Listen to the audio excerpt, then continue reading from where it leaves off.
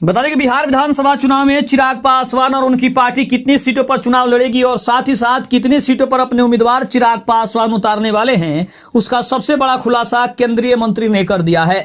नमस्कार, मैं हूं संजीव और आप देख रहे हैं आप तक न्यूज। अगर आप हमारे चैनल पर नए हैं तो चैनल को जरूर सब्सक्राइब कर लें।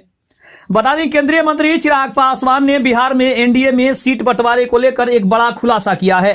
उन्होंने final voter list, Bihar SIR और विपक्ष के रवैये पर भी अपनी प्रतिक्रिया दी है। साथ ही ये भी बताया कि उनकी पार्टी एलजेपीआर इस बार चुनावी रण में कितनी सीटों पर उम्मीदवार उतारने वाली है। केंद्रीय मंत्री और बिहार की लोक जनशक्ति पार्टी के नेता चिराग पासवान ने न्यूज 24 से बात करते हुए कई मुद्दों पर अपनी बेबाकी से अपना विचार रखा है। उन्होंने न्यूज चैनल के डिप्टी एडिटर संजीव त्रिवेदी ने कई सवाल किए, जिनका चिराग पासवान ने खुलकर जवाब दिया है। उन्होंने बिहार के फाइनल वोटर लिस्ट, विपक्ष के वोट चोरी के आरोपों और बिहार एसआईआर में चुनाव की आयोग की जो भूमिका है, प्रशांत किशोर के आरोपों और एनडीए में सीट बंटवारे पर पूछे गए सवालों के जवाब में अपनी प्रतिक्रिया दी है। बिहार विधानसभा चुनाव 2025 एनडीए में सीट शेयरिंग और गठबंधन की राजनीति पर चिराग ने कहा कि बिहार में एनडीए गठबंधन में अभी सीटों का फाइनल बंटवारा नहीं हुआ है, क्योंकि सीट शेयरिंग पर फैसला सिर्फ 2 दलों के बीच नहीं बल्कि एनडीए के सभी 5 सहयोगी दलों के बीच और सभी की सहमति से होने वाला है। उन्होंने एनडीए के साथ अपने पुराने रिश्तों का जिक्र करते हुए कहा कि साल 2014 के लोकसभा चुनाव में बीजेपी के साथ उनकी पार्टी का गठबंधन हुआ था। साल 2015 के विधानसभा चुनाव में भी बीजेपी के गठबंधन में वो चुनाव लड़े थे, लेकिन साल 2020 में मतभेद हुए तो उनकी लोक जनशक्ति पार्टी ने अकेले चुनाव लड़ा और साल 2024 के लोकसभा चुनाव में लोजपा रामविलास एक बार फिर एक सांसद होने के बावजूद सिर्फ 5 सीटें दी गई और पार्टी ने 5 सीटों पर अपनी जीत दर्ज की।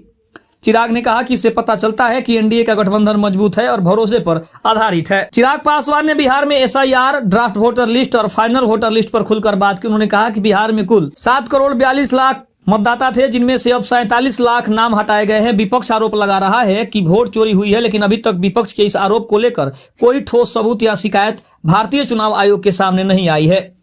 वोटर लिस्ट बनाने का काम चुनाव आयोग करता है और यह एक स्वतंत्र संस्था है। 47 लाख नाम हटाए जाने के पीछे कई वजहें हो सकती है, जैसे कुछ लोग 2 राज्यों के वोटर लिस्ट में थे, कुछ लोगों का निधन हो चुका है, कुछ लोग दूसरे राज्य या देश में चले गए, अवैध घुसपैठियों के नाम भी हटाए गए होंगे, पहली बार वोट डालने वाले युवाओं के नाम भी जुड़े होंगे। चिराग पासवान ने बिहार एसआईआर और वोटर लिस्ट को लेकर विपक्ष के रवैये पर भी तंज कसा। उन्होंने कहा कि बिहार में विशेष गहन पुनरीक्षण यानी एसआईआर की पूरी प्रक्रिया सही तरीके से की गई है।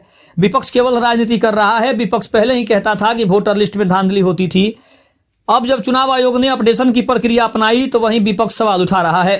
अगर विपक्ष को शिकायत है तो चुनाव आयोग में सबूत के साथ जाइए, केवल राजनीतिक बयान देना बिल्कुल भी सही नहीं है। साथ ही साथ अगर बात करें तो उन्होंने प्रशांत किशोर के ऊपर भी बड़ा आरोप लगाया है और दूसरी तरफ उन्होंने बिना नमक वाली दाल के बयान पर भी कहा है कि बिना नमक वाली स्थिति यानी गठबंधन में सीटें न मिलने की संभावना है। इस पर चिराग ने कहा कि दाल बिना नमक की बनेगी तो स्वाद नहीं आएगा। गठबंधन में भी संतुलन होना चाहिए। अगर नमक ज्यादा हो जाता है तो जहर बन जाता है। मतलब सीट बंटवारे में संतुलन और सही मात्रा भी जरूरी है।